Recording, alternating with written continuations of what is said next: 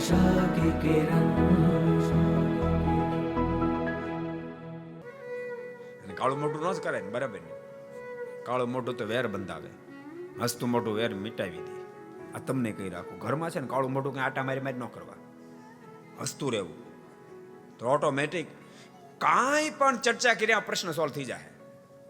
કાંઈ પણ ચર્ચા કર્યા સિવાય પ્રશ્ન સોલ્વ થઈ જાય.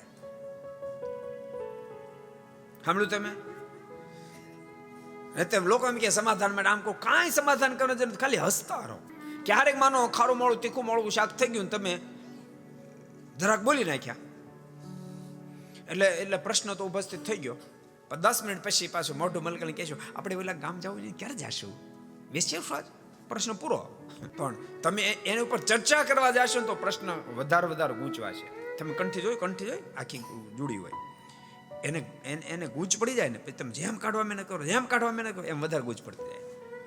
એટલે કોઈ હરિભગત છે ને કંઠી હાથમાં લઈને ગૂંચ કાઢે, મને આપી દેતો, એમ કહો આ તારું કામ ને, આ વિષય તારો ને, અમારો વિષય. એને ઉપર આમ કરો ને, કાંઈ ગિરાવીને અમને ગૂંચ નીકળી જાય.